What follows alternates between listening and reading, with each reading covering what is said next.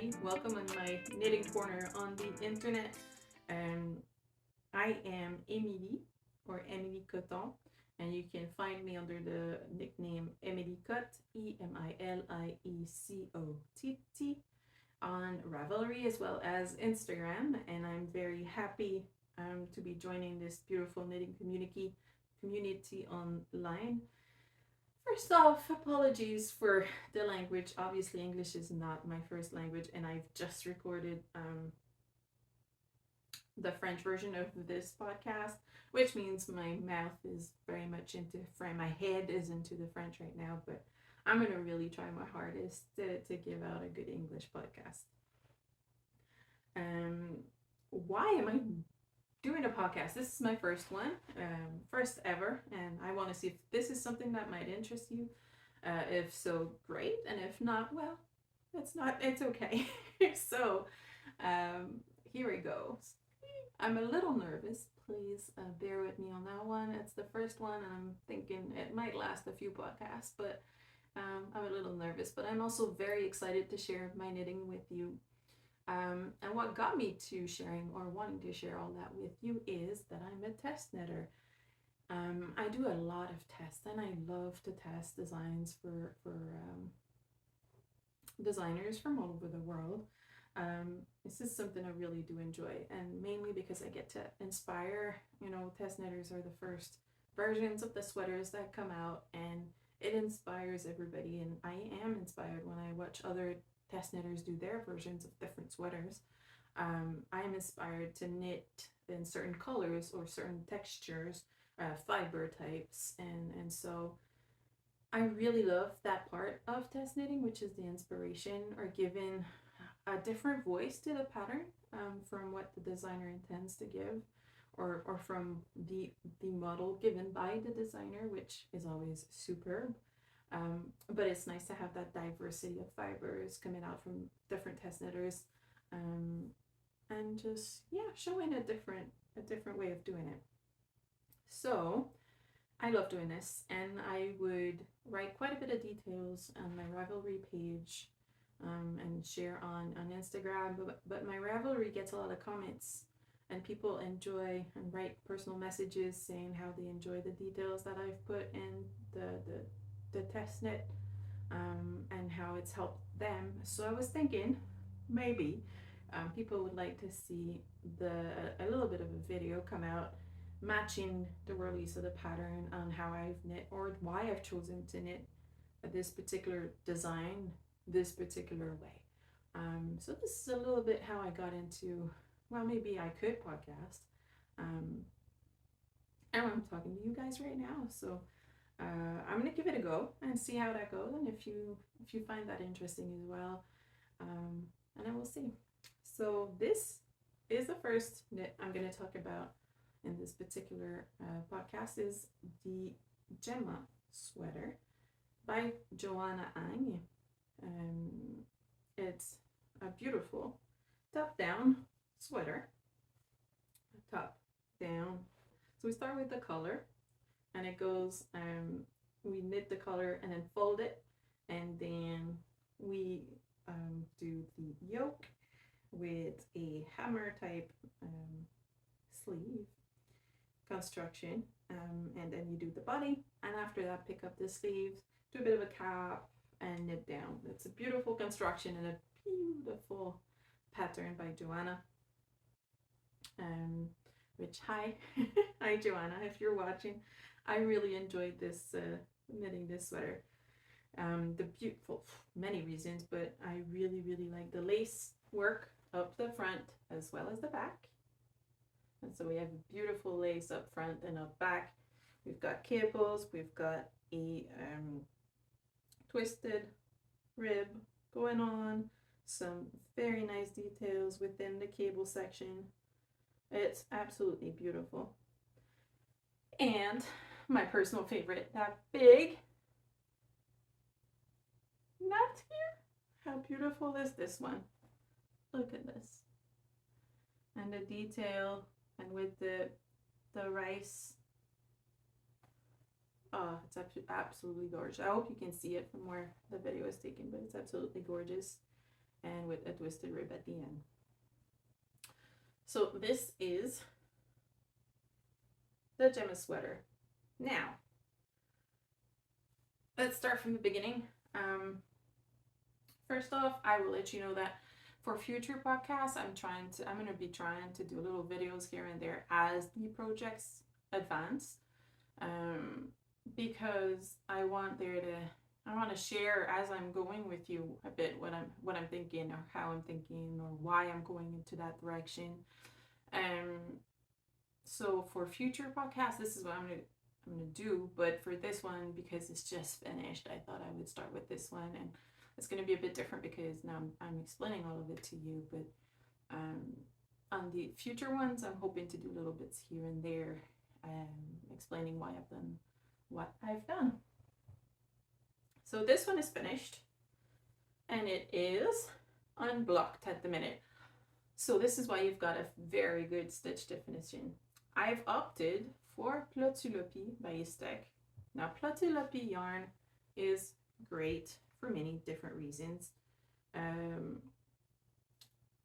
I love the lopi properties, so whether it be from a Plötulopi or Letlopi or Alasoflopi, I really like that yarn because the lopi fiber is it breathes really well. When you go outdoors, it's water resistant, as are many fibers, but this one's particularly true. And it's warm, yet when you're inside, it breathes really well. So it's got a lot of nice properties, the lopi yarn, that I do enjoy. So I was really happy to do it in this. Oh, and it's also got that, the Plötulopi's got that glow that resembles mohair, but it isn't mohair, it remains sheep. So that's part of the reason why I like it. And yeah, part of the reason why I chose it. However, Plötulopi, this is held double. So there's 2 strands of unspun yarn that I'm holding together to knit throughout. I don't have issues knitting unspun. It doesn't break up a lot for me, and especially when you hold it together. So I usually pull from the inside of the circle, so I go in the middle of the plate as well as the outside of the plate, and as I pull, it sort of twists the strands together as it pulls, and then I've never had issues with breaking while knitting a sweater, so that's been really good. And I hold the 2 together, as I was saying, to achieve gauge. But Plötulopi, when blocked, just blooms and it loses that stitch definition. So that's why I wanted to show you before I get to blocking this sweater, the nice little stitch definition, because as you can see from my swatch, which is blocked, this is going to get lost in the blocking process. So I'm going to lose that very, very sharp stitch definition, and it's going to be a bit more fuzzy, a lot more soft, a lot more bouncy, whereas this here, as you can see, is pretty stiff. It's a very stiff sweater at the minute. But I'm hoping with the blocking process that it's going to relax a lot, and it's going to be very, very wearable and nice and soft. Now, soft is debatable, obviously, as we all know. Fiber types, depending on the individual, you're gonna like and find it very soft and nice next to skin. But for other knitters, it might not be the case. So for other knitters, they might find that this is scratchy, and they can't wear it next to skin, which it is possible that you may fall into that category. But for me, rustic yarns is all I wear, and I really, really love rustic yarns for all of their beautiful characteristics. So yeah, this one is gonna very likely soften up a lot in the blocking process. So I really wanted to show you beforehand. Another thing that I wanted to talk about is the gauge. This is 14 stitches per 10 centimeters or 4 inches. So it's a very large gauge, and it knits up like a dream. It knits up very quickly, and relatively speaking, versus a, say, 28 fingering sweater. So for those of you that are hesitant to try out a new sweater type, where it could be that you're trying to put lace into a sweater, which you've never done before, and you think lace is gonna take me forever, well, this is a good one to pick because you've got that lace throughout the body, but knitting 4 stitches gets you a centimeter by a centimeter almost, which goes very fast. So this is an option, a very good options for those of you that would like to try something new, a lace throughout your body, but that feels like it would take longer, and so knitting something with a larger gauge then gets you there faster. And this is very motivating, obviously, so this is a great pick if that falls within your category. Just be mindful, the sleeves have got a rice pattern, which means it's a rib throughout and alternated every row. This takes a little while longer, that rib, but it's so worth it. Look how pretty that is, and that definition of the cables on the sleeve is absolutely gorgeous. So it is worth it, and it's definitely a sweater I recommend. I think it took me 2 days per sleeve. I'm a very, very quick knitter, and very familiar with sweater, so I do knit quite fast. Not the fastest out there, but it goes pretty fast for me, because I did put a marker, so I did this first bit on the first day, and then that second bit on the second day, so it goes pretty quick for me.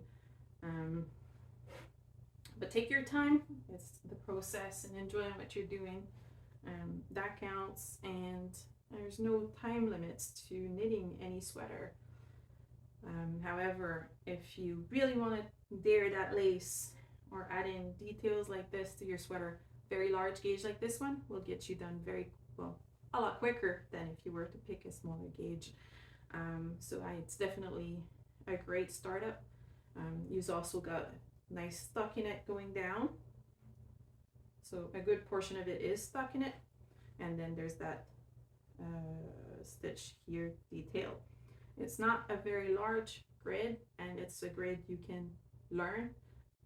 If you're used to lace work, then this is definitely something that after doing it once, I don't think you don't have to look at the chart very often thereafter, because it just makes sense, and you can see where it goes and sort of know where you're going from there. And it's really well written. I'm going to give that to Joanna, the way she writes it, and the way she puts the different cables. It makes sense and it's easy to follow, so it's definitely a great sweater to knit lace. This one, definitely recommend. I did hit gauge, so there was 14 stitches per 10, as I said, but I did not hit gauge on the row side. So for me, the plat sur le pied was a bit larger than the gauge the designer obtained from her choice of yarn when it comes to row gauge. My bad for not checking that before I started, but it doesn't really matter because you can always alternate the number of rows you knit to suit the correct length of the sweater.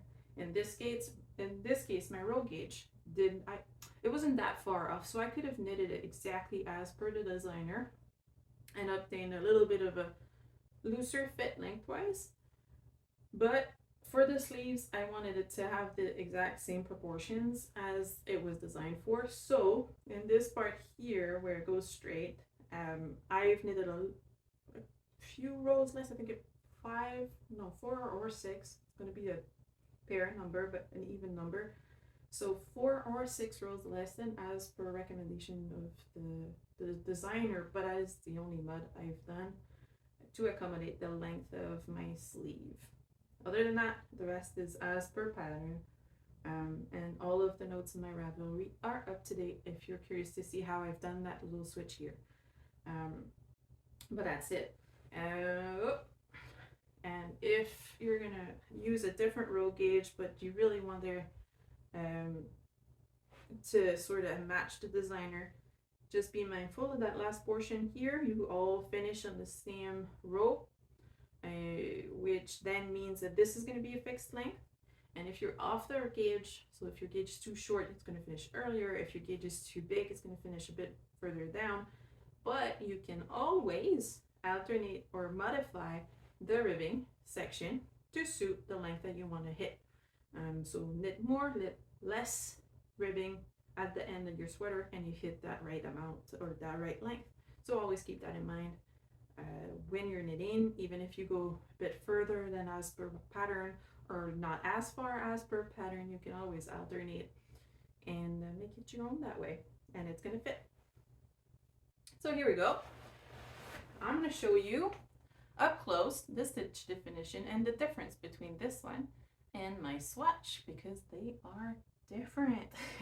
As I explained with the Loppy, it will fluff up a bit and lose that stitch definition. So I'm using my pre-blocked version to show you.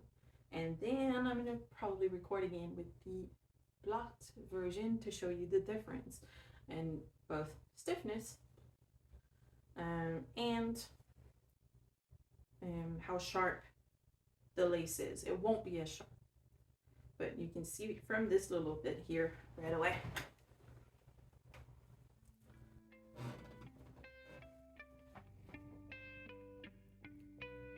And this beautiful lace detail.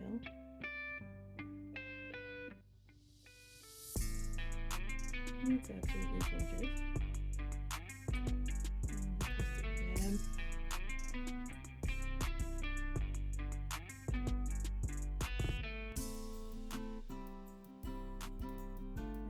golden color. Now see how sharp that is, and I'm going to bring up in contrast the blocked, and you can see that blocked version loses the sharpness a little bit and becomes a bit more fuzzy. You can really see this in the blocked, but I'm hoping that I'm going to keep that definition still enough even when blocked, which is why I picked this yarn.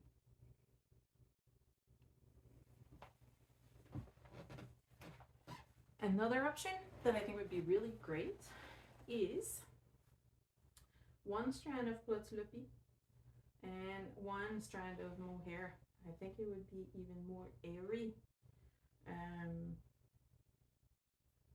but very flowy. Remains to be seen if any one of you want to try it out there, but I think that'd be a really great match as well. So there it goes. I'm very happy with it. I can't wait to have my model pictures, which is the next step after blocking, of course. But yeah, call up my sisters because they're my models, as you can see on Instagram. I use my sisters quite a bit, and my mom. Thank you all so much. So I'm gonna call them up soon and get this done. I really wanted to record this podcast first before I got to blocking it, talking about it and stuff before, so we could see the difference pre and after block on this particular fiber. Yeah, so I'll see you again once this one's blocked. In the meantime, well, I hope you're having a nice day, and I will just be, for you it'll seem like a long time, but for me, I'm gonna pick up my next one, which I'm doing right now, and continue blogging about my next test knit. See you later. The deed is done. Joanna just announced her date for release of the pattern, which is March 3rd, which is soon, next week. So that was the final push I needed, and now I've blocked it. So fingers crossed. But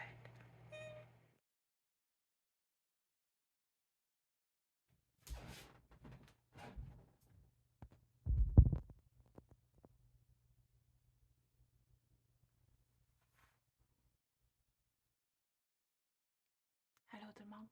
Hi, everybody. Hello. So, as you can see, it does not disappoint. I am so happy with it. Now it's like 7:30 in the morning or something. I just woke up. It has been drying all night long. It's been blocking. So first thing I've done when I woke up is put it on. I mean, I am so happy with it. As I mentioned, or as I planned or predicted, or because of this watch, the fabric is now super loose. Look at how flowy this is compared to the stiffness it had before. Now it's very, very, very loose, and it sits perfect,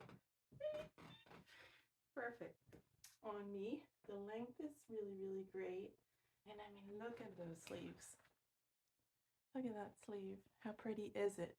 And then there are also a couple cables coming this side and on the outside, the other side as well. And they all join up very neatly at the sleeve. And I mean, wearing this sweater, the details like this, Joanna, you are working magic. I mean, look how pretty this is and how well thought out it is. I just really, really love this so much.